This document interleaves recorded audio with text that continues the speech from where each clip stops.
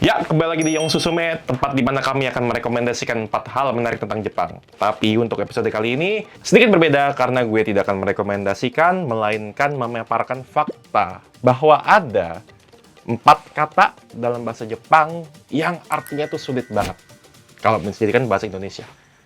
Ini dia.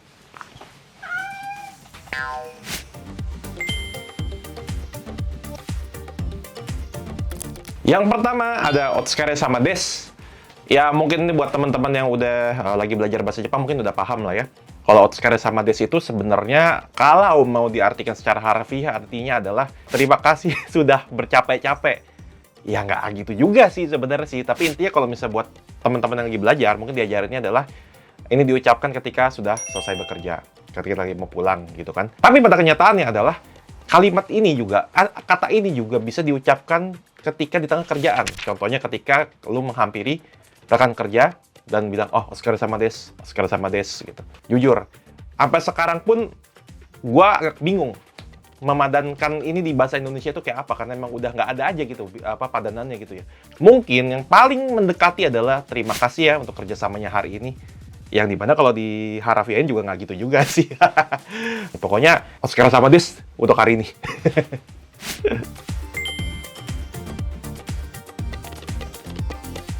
Nomor 3, atau yang ketiga ada sayonara. Sebenarnya sih ini nggak perlu dijelasin lagi sih artinya apa. Karena gua rasa yang nggak bisa bahasa Jepang pun harusnya tahu lah kata yang sayonara. Sayonara ini ya benar artinya adalah sampai jumpa. Tetapi ini juga rancu, karena kalau misalnya lu pada belajar, yang diajarin sayonara itu artinya adalah sebuah perpisahan yang dimana lu tidak akan pernah bertemu lagi. Atau tidak akan bertemu dalam jangka waktu yang lama.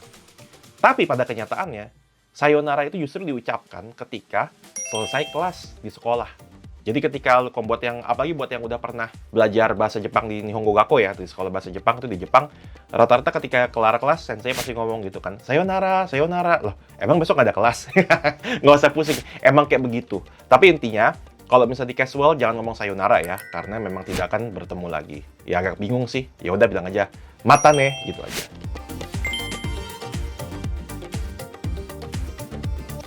Nomor 2, ada osewani narimas. Atau kalau misalnya bisa juga osewani nate orimas. Nah, ini mungkin kalau buat yang udah pernah kerja di perusahaan Jepang akan sering menemukan kalimat seperti ini di email pembuka. Osewani nate orimas, osewani narimas. Ini biasanya diucapkan ke klien. Ini artinya rada rancu sih, karena di bahasa Indonesia itu secara harafiah artinya maaf jadi merepotkan. Dan ya nggak apa-apa sih sebenarnya sih kalau misalnya di konteksnya sesuai. Tapi permasalahannya adalah ini juga diucapkan ke klien yang kita nggak kenal siapa dia itu. Jadi, masa belum kenal aja udah ngerepotin gitu. Kalau secara bisnis ya mungkin ini adalah sebuah kiasan gitu ya, bahwa gue mungkin akan banyak merepotkan lu sih di masa mendatang gitu kan. Cuma permasalahannya kan kayaknya di Indonesia nggak ada yang kayak gitu-gitu ya sih. Ini yang membingungkan sih. Tapi yang bikin lebih parah lagi, ada varian lain. Serupa tapi tak sama adalah osewani narimashita. Nah ini sebenarnya mungkin kalau misalnya secara bahasa Jepang adalah mungkin cuma perubahan kata kerja aja. Tapi ternyata artinya jauh berbeda. Osewani narimashita itu yang benar. Biasanya ini diucapkan ketika tahun baru atau sesuatu telah selesai. Osewani narimashita, maaf telah merepotkan. Nah ini baru yang benar. Tapi osewani narimashita artinya apa? Udah nggak usah pusing. Pokoknya kalau misal lo kirim email ke perusahaan Jepang, udah itu aja tulisnya. Osewani narimas.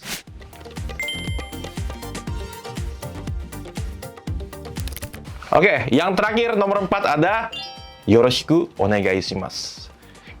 Ya, gue ngomong tadi pengen nundukin kepala karena emang ini bagian dari salam sih. Sebenarnya ini, gue pengen bilang bahwa di antara keempat kata tadi, yoroshiku onegai shimasu sebenarnya paling gampang. Karena ada bahasa Indonesia yang paling mendekati, yaitu mohon bantuannya ya. Tetapi, itu juga bukan harafiah. Karena yoroshiku onegai shimasu itu sendiri berasal dari kata yoroshi. Yoroshi itu artinya ya mungkin bolehkah gitu kan. Yoroshiku onegai shimasu, jadi artinya secara harfiah adalah tolong perbolehkan saya gitu. Perbolehkan untuk apa? Bingung kan lo? Tapi intinya gini, ini diucapkan ketika nggak hanya ketika berkenalan, tetapi juga ketika meminta sesuatu dalam konteks apapun. Misalnya, tolong, misalnya di kerjaan sih paling sering sih, misalnya, tolong dong Pak kirimin dokumen ini yoroshiku onegai shimasu. Tolong ya hari ini laporan di kerjanya yoroshiku onegai shimasu. Bisa dari atasan ke bawahan atau juga sesama rekan kerja. Jadi intinya, walaupun gue bilang yoroshiku onegai shimasu ini artinya susah diartikan, tetapi paling gampang cara pemakaiannya. Jadi lu nggak usah pusing, pokoknya ketika minta tolong orang, melakukan sesuatu yoroshiku onegaishimasu. Ketika untuk berkenalan yoroshiku onegaishimasu. Tapi kalau pacaran jangan yoroshiku onegaishimasu juga dong. Ya, itu dia tadi 4 kata bahasa Jepang yang susah diartikan.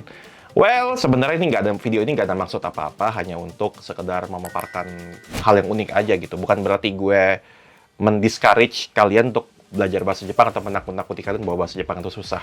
Well, iya sih, tapi nggak gitu lah maksudnya. Ini jadi lebih, sekedar kasih informasi aja bahwa dalam bahasa itu, ilmu bahasa itu ada beberapa yang memang tidak bisa disambungkan dari logika yang satu ke logika yang lainnya. Maka dari itu nggak hanya sekedar belajar dari textbook ya, nggak hanya sekedar belajar dari video, tapi ada juga beberapa hal yang dimana lu bisa pelajari dari interaksi langsung ataupun dari budaya-budaya lainnya. Nah, justru gue berharap dari video ini buat lu semua jadi semakin lebih semangat belajarnya gitu, karena fakta-fakta unik ini justru bisa siapa tahu bisa bikin lo semakin tertarik untuk mempelajari satu bahasa. Oke, pokoknya korekara yoroshiku onegaishimasu.